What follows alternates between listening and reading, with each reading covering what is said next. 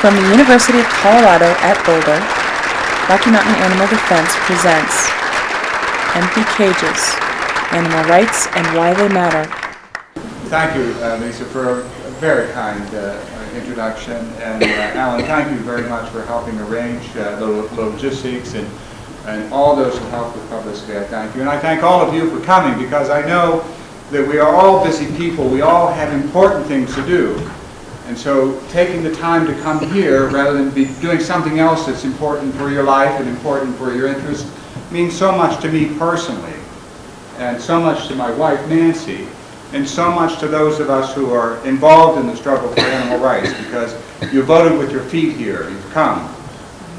I want to encourage all of you to make connections with the local organizations if you haven't already done so, because we all know the axiom about thinking globally and acting locally. There really are problems right here that need to be tended to, beginning with this dog lab right here.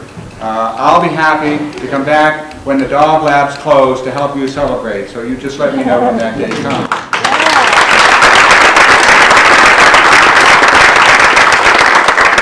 I also, though, want to encourage you to think about the Culture and Animals Foundation. There's information about our organization out there, and our annual festival, which Lisa's been coming to for at least the last 5 years. It's a wonderful opportunity, and we'd appreciate seeing all of you again in Raleigh, North Carolina. That's east of here, as I recall. I want to see if my machine is working here. This is always the moment of truth. It'll take a minute to warm up. But it is a great pleasure for me to be here and to meet with all you folks and to have the opportunity to share my ideas and my life experience with you.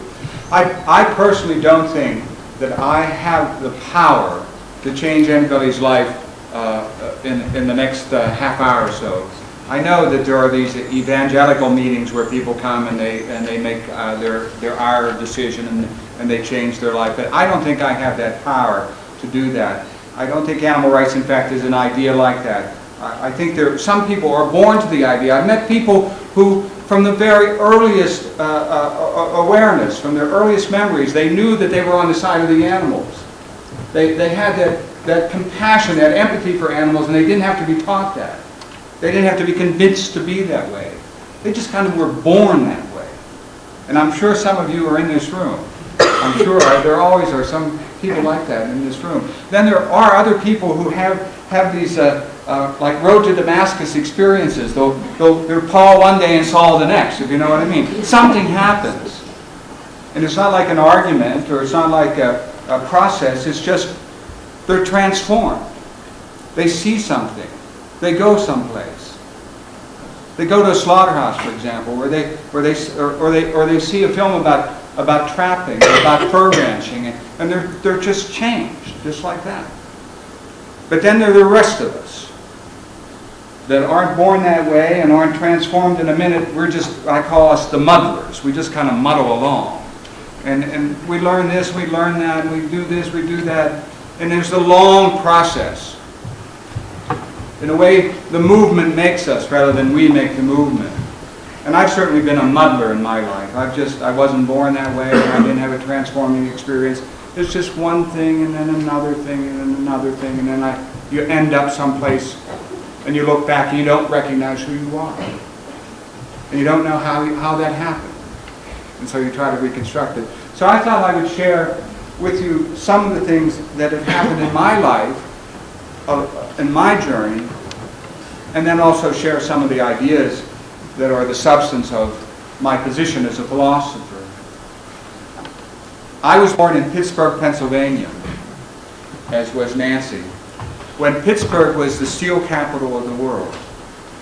And it's a part of Pittsburgh that we honor to this day, as all you sports fans know, by having a team called the Pittsburgh Steelers. Go Steelers! Go Steelers, right. And especially those of you who are Denver Bronco fans, I'm sorry. Go Steelers! And when we were living in Pittsburgh at the time, Pittsburgh, as I said, was the steel capital of the world, and the mills worked 7 days a week, 24 hours a day, 365 days a year. And the pollution was so bad that there were some days, especially when the sky was really heavy, which is very often in Pittsburgh, I might say that you could look out and you couldn't tell whether it was 12 o'clock midnight or 12 o'clock noon, as in this picture here. That's what it was like to live in Pittsburgh at the time. My mother and father were born in Pittsburgh.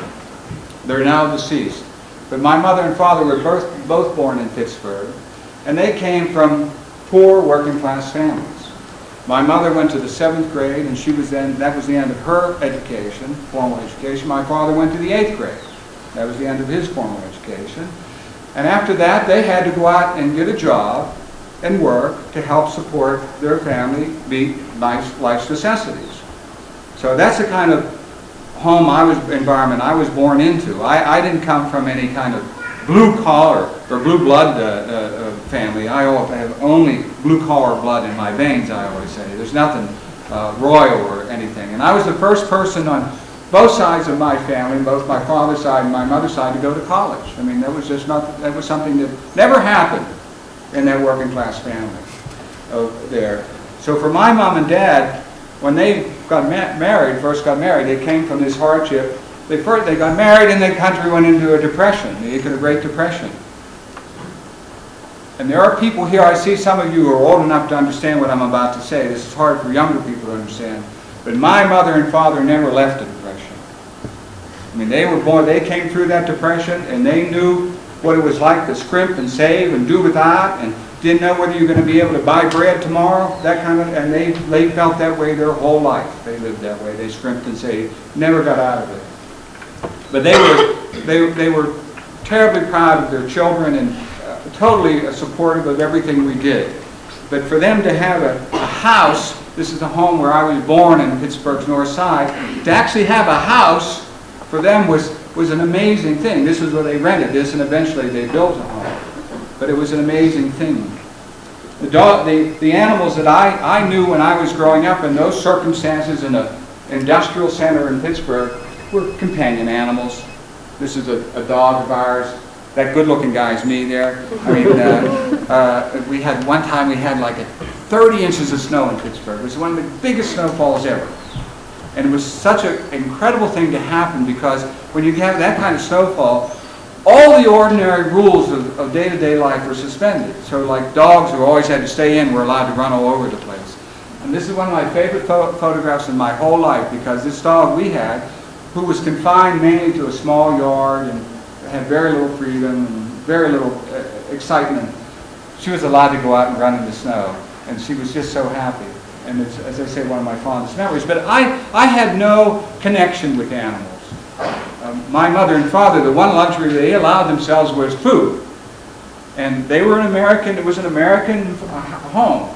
And for them coming through the Depression, to be able to put meat on the table, where in the Depression you couldn't have that, you couldn't afford that. Be able to put that on the table meant my father was succeeding. It was more than nutrition.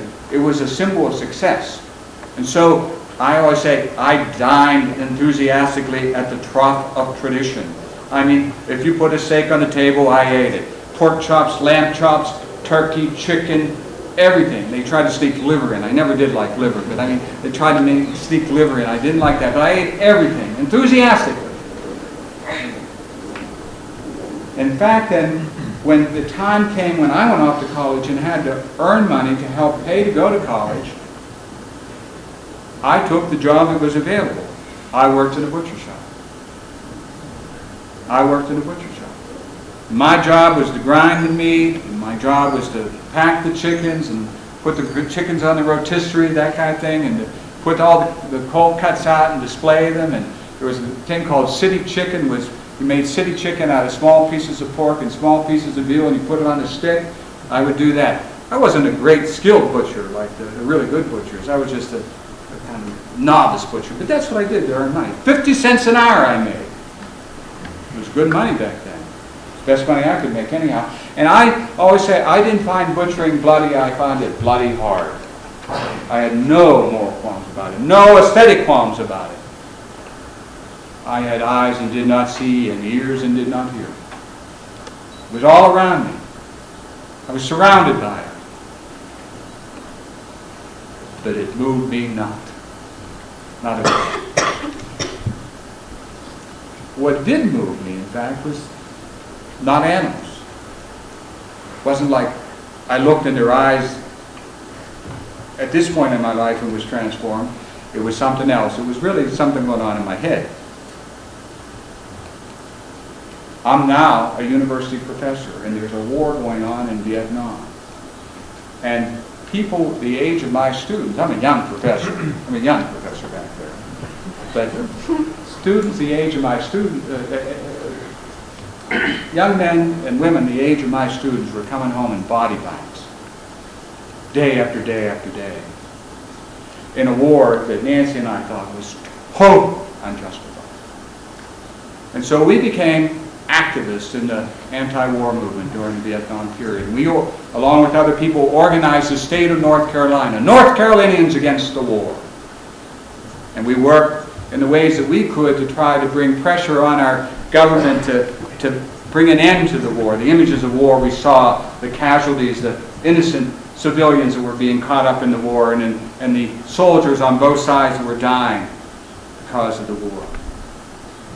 And I thought to myself at the time, I'm a trained philosopher. I should be able to do something to contribute to this movement in addition to going out and protesting as we did. I mean, I'm back there in the right-hand corner up there in the big demonstration in Washington. This was this great demonstration, great historical moment in the anti-war movement. I should be able to do something as a philosopher rather than as an organizer and a street activist and a protester and all that. So I thought, I'll start reading. That's the first thing you do as a thinker. You say, well, I'll start reading what other people have said about war and violence and aggression. And what happens here, if you take that path, this is inevitable. The day will come when you'll go someplace, a bookstore or a library, and you'll reach up and you'll pull down a book and it'll say, Gandhi, an autobiography, the story of my life. My experiments with truth, he talks about it, the subtitle, My Experiments with Truth, Gandhi. Now Gandhi, if you don't know anything about him, I encourage you to rent the film from Blockbusters, Gandhi. It's a great film. One thing it's not good about, it doesn't mention anything about Gandhi's animal views, which is very disappointing about the film, because it was essential to Gandhi. His animal views were essential to who he was and what he stood for. But Gandhi was a man of great simplicity. He was a saint compared to what I could be in terms of what he was, the austerity of his life. When he died, you may know this, when he died, he had his glasses, he had a wooden bowl, he had his sandals, and he had a dhoti. And that was the extent of his earthly possessions. He lived such a life of simplicity. Well, I'm not into that much simplicity myself, and I wasn't even then at the time. But he did ring true to me because he had a view about the war that was helpful to me. He had a view about violence. He said, look, violence is the intentional use of force to hurt someone. That's what violence is. You're trying to hurt somebody using this force. And so the idea was that Gandhi thought, Gandhi thought it was always wrong to use violence. He was a pacifist. He thought that if in the face of the Nazis, the thing to do was to try to reason with them. He thought that in the face of someone attacking your child, that it would be impermissible for you to raise a hand. I'm sorry, but I'm just too much of a blue-collar person to think that way, I think. It must be the influence of the mills and the mines on me or something. But I never was able to buy into Gandhi's absolute pacifism. But I did understand what he was saying about the notion of violence, and that was what was wrong with the war. Because here we were using violence, and we couldn't justify hurting people. The onus is on you to justify the use of violence, because you're intentionally hurting somebody. And that's what we taught. Well, we couldn't do that. And so it was a key to my being able to lecture in the anti-war movement and talk about the philosophical foundations of the anti-war movement, short of Gandhi.